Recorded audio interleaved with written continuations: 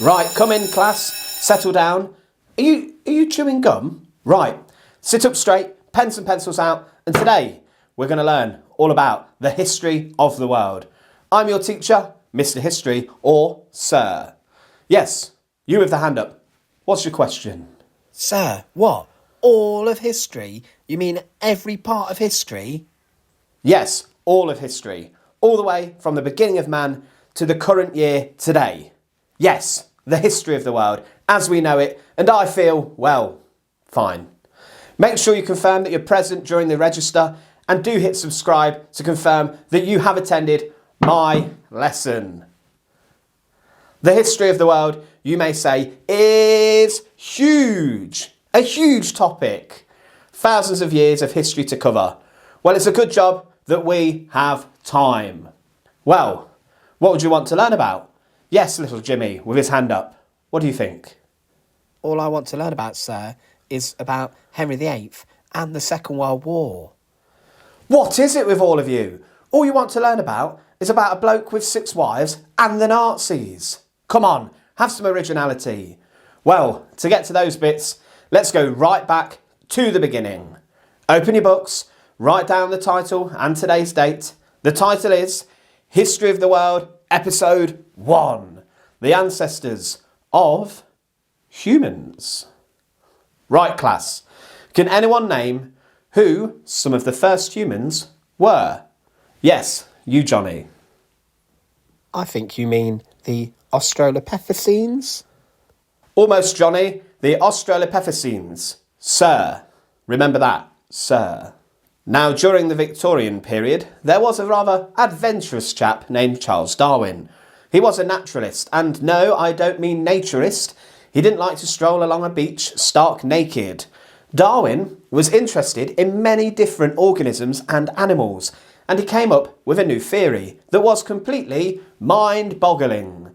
The theory of evolution as it was known. That organisms and as humans evolved, and that over millions of years we developed different characteristics through something known as natural selection.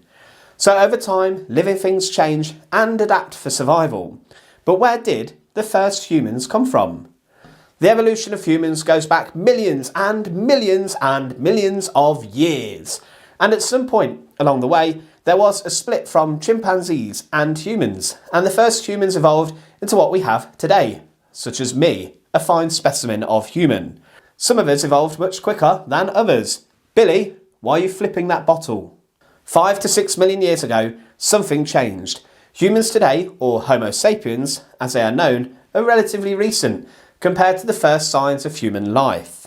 Scientists and researchers continue to search for the earliest of humans, and the first were, as Johnny correctly said, the Australopithecines, or the southern ape men.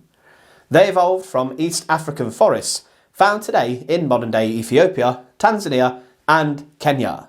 3 million years ago, they had a number of characteristics. They could stand up on 2 feet, and no, I don't want a demonstration. The species would survive for over 900,000 years, which is huge, 4 times as long as our species. After birth, the children would grow very quickly, and they reached peak growth and adulthood earlier than modern humans. But they also had ape-like characteristics too, and had ape-like faces, a little bit like mine, flat noses and a strong projecting jaw. A bit like Master Jones there at the back. Yes, I can see you picking your nose. The Australopithecines also had a very small brain too, about the third the size of a human brain, pea brains, like some people in this class. They also had canine teeth, so they would be able to deal with my wife's cooking. Ha ha ha ha.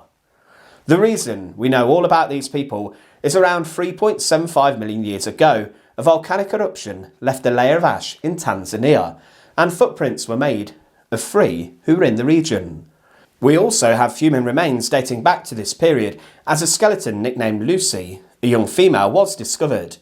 Lucy, the Australopithecine, stood at roughly 1 metre tall and weighed about 60 pounds.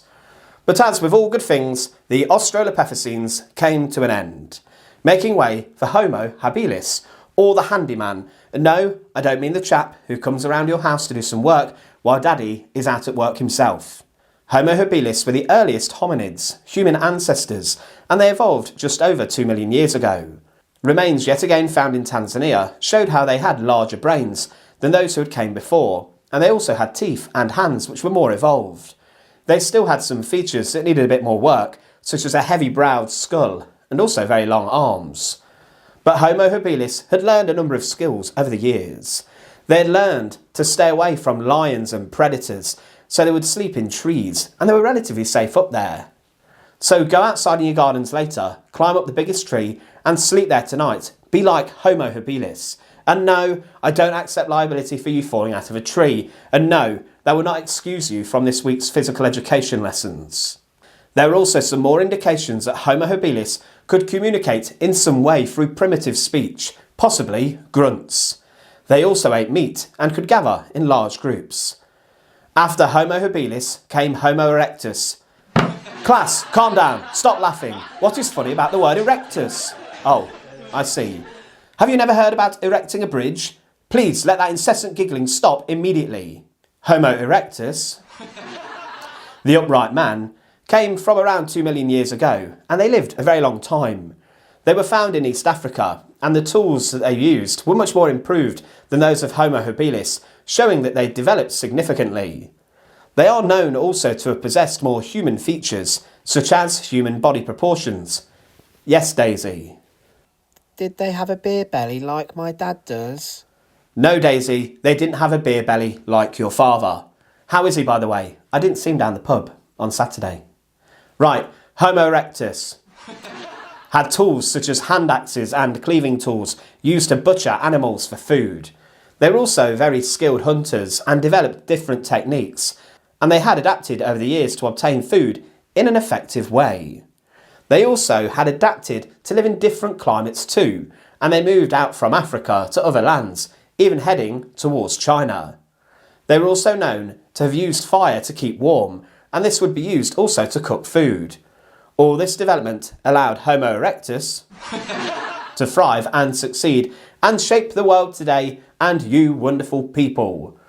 But even more evolution took place. The Neanderthals came following this, and they are our closest extinct human relative. Around 350,000 years ago, they emerged in Africa, and they then spread out to many different countries and nations. The Neanderthals were really great. They were expert hunters, and they chased down animals and hunted them down with their stone-tipped spears that they'd made, and they lived in camps together with each other, and also in different shelters, such as caves. They began to get comfortable, and may even have been speaking to each other in different ways. Now I can see some Neanderthal behaviour going on in the back of the room. Ellie, Tyler, Jackson, do you want me to ring your parents? But one of the most sophisticated things that Neanderthals would do is symbolically bury their dead. They marked the graves in certain ways and placed flowers on them. And in Uzbekistan, one grave was found showing that the horns of the ibex had been laid around the body of the dead. Some incredibly intelligent scientists, much more clever than me, have even managed to extract DNA from the remains, and it has been scientifically confirmed that Neanderthals are not our direct ancestors, but they did live alongside modern humans, Homo sapiens, who evolved roughly 45,000 years ago, so there was some crossover. But as with that lovely bearded chap we learned about at the start of today's lesson, and we came up with Charles Darwin, if things do not adapt, they die out. And in the battle for survival and of the fittest, the Neanderthals went extinct, and your winner of the human ancestral Royal Rumble and the champion of the world, the Homo sapiens. Is that the time? Gosh, I do love the sound of my own voice. Now, before you leave my classroom, I would like to ask you one question to test what you've learnt today. Please write your answer down in the comments section below. I'll also leave a pinned comment so you don't forget. Now your homework for this lesson.